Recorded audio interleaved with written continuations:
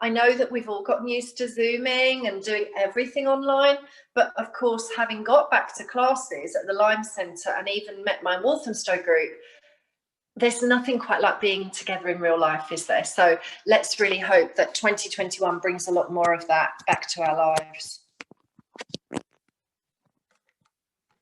I know that we're all kind of waiting for December the 2nd as well. But essentially, I'm gonna broaden that out, especially if I have a hand off. I'm going to be off for a couple of weeks after 23rd November. So, you know, I might be seeing some of you in January. Of course, I want to see you before that, but we'll check that out as time goes forward. I'll keep you in touch, of course. So how might you give yourself the most, let's just begin. I'm going to pop this here. Okay. So how might you give yourself a dreamier experience of Balasana, the child's pose? Well, it's by getting blankets, props or cushions or a yoga bolster. You know, there's something quite beautiful about lying your body along the bolster. If you have one, you would bring your knees maybe apart. Of course, you'd be sitting onto the feet first of all. This is not compulsory. And you might be bringing the bolster in between your thighs. And then as you lengthen body forward, you'll find that you can pop the ear onto that bolster cushion. You can even soften the arms. And if you want to, you can tuck the forehead and soften in. And you can even have your cushions and blocks further forward so that, again, it's just the hairline and the forehead that kind of rests on the tip of that bolster, thus giving you a really lovely breathing space.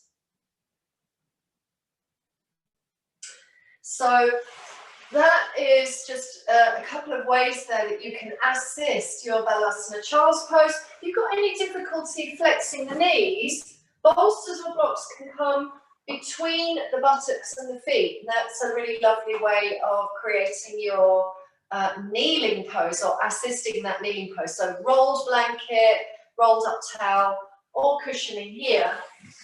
And then you would also have extra cushioning in front, or you might just bring the elbows down and let your spine and buttocks just surrender back.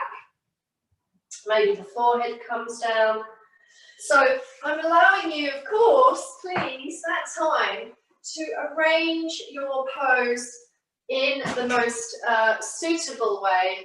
And for those of us that don't have props or in fact don't wish to use them, or we're absolutely fine without them, I would think about just lengthening away over those thighs and maybe letting the arms straight back, and forehead is of course resting.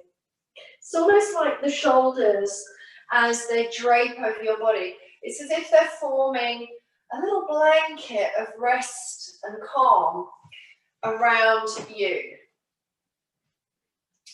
So please deeply connect to your inhalations and exhalations.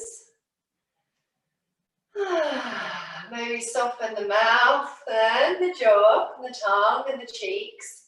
I'm really imagining you all just really settling in to your morning mat practice. Perhaps you are well balanced and rounded and you are not suffering any stress at all. Your lockdown might be a blissful place to be. Maybe you don't go out much, or you love staying home, and maybe it's giving you a breather from life. Maybe this pause in 2020 has given you a chance to take stock and to realise that you were too busy, that you were filling your days with what we might call busyness for the sake of it, and in actual fact you needed to rest and step back and reflect. So there's obviously some positives that have also occurred in some of us in our sort of way of finding better wellness and equilibrium. So contemplating some of those ideas. And then let's reach arms forward. And as you extend arms forward, maybe make a cupping action. So really almost like a mat grab. So reach through and create that sort of cup sensation. Remember, knees can come apart a little bit if necessary. You can readjust. And then we're going to swing into Parsvabalasana, which is the side angle, Charles. So reach your arms around to the right, sweep them to the right, and then re-soften. Maybe bring the right elbow down to earth beside your right ankle or thigh, and then extend more through the left. And then sit the left hip to the left. You might want to turn your head a little bit. Feel what you can feel there. Back off a little bit if you need to. And then draw back to center. Press the heels of the hands into earth. So lengthen out from that cup, reach. Press the heels of the hands in, raise fingers.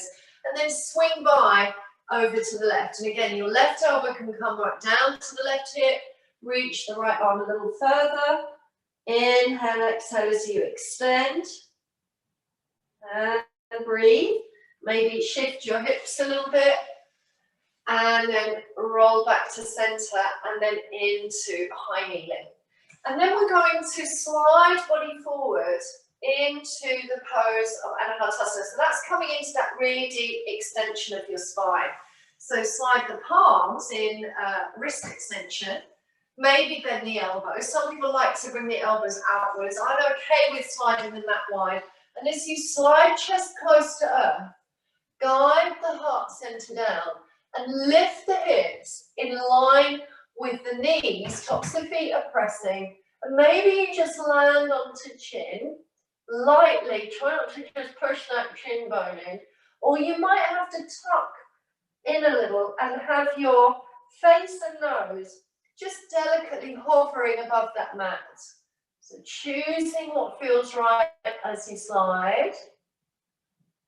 And then can you slide seamlessly back and then scoop the belly in, chin to chest, hollow.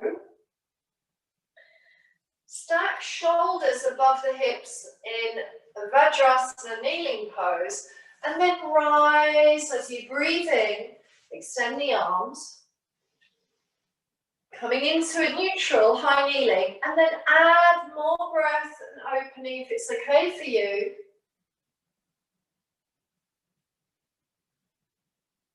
Remember, you're breathing all the way through. You're going to sit back down, release arms, find as you bow, child's pose, and then sliding through to Anahatasana again. So let's fold outwards from here. So in other words, extend your awareness outwards. You might even want to have a little wiggle of the hips. Seamlessly, as best you can, slide back. Now start to round. So drop the tail heavy, scoot in, rolling in. You find you're stacking in the pose of Thunderbolt Vajrasana. And then rise, inhale, inhale, inhale, extend, and encourage super back bend or the back bend to your ability. And then you can also round in again and down to your child's pose bowing. And adding in as an option the final slide through to Anahatasana. And then we'll slide back and just bring the elbows onto earth. So moving now into thread needle child's pose. I'm going to extend the left arm forward. Join me as you reach that left arm forward. Maybe even pick the arm up and extend a little bit further. And then twist and thread the right arm through. Bring the right ear to the mat. And then you might want to lift your hips a little bit. So we're not really in cat pose twist. And guide your body into more rotation if that's available. Now that left arm can of course reach a little further away if that helps you. Right palm can rotate down or up. You might even want to bring the right hand onto the left ribs. Just encourage a little bit more rotation there. Can you breathe? And is your neck okay? spiral, and seamlessly flowing back. As you flow back, bring the palms together into prayerful namaste. Press the elbows in, and then lift hips in line with knees. Maybe walk those knees back a little bit, and then roll the pelvis forward and back. Sometimes I call this kitten pose. So remember, you're stacking shoulders above elbows. As you breathe in, you might want to look forward or up. And then as you exhale, roll in and back. Can you feel the movement of the scapulae? By the way, if your neck prefers just to stay a little softer in this movement, then do so. You know, just roll out, shake it a little bit. But it is quite lovely and delicious to go head below heart here, in that sense of just tucking in, rounding, pressing the earth away through the bones. And then flowing back into child's pose when you're ready, nuzzling and sliding and cosseting those hips down towards the feet. Reach your right arm forward, extend, and then thread the left arm through. And as you slide over, you will face the right side. Maybe you're looking into the elbow or the earth or the left palm. And then how much more rotation can you evolve through from the pelvis? So let the hips rise up enough. Extend your right arm further forward if that suits you. Possibly bring the left fingers onto the right ribs. But essentially reconnect to good breath. Spiral and twist. And soften the gaze, soften the mouth. Please, attentive to good breathing, and then unravel and slide back. Bring the elbows apart now and the palms apart. So you've got this kind of rough approximation of two L shapes on the arms, and then press up into your all fours. We can do that a couple of times more. So hug elbows in and down as you release, and then press up into all fours.